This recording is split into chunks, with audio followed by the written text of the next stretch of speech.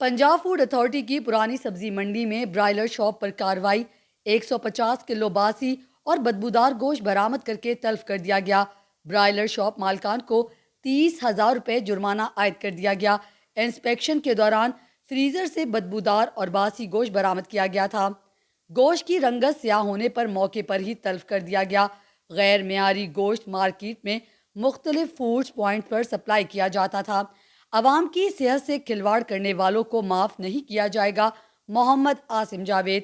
पंजाब भर में खुराक की तैयारी और नकलो हरकत पर कड़ी निगरानी की जा रही है। DG food authority.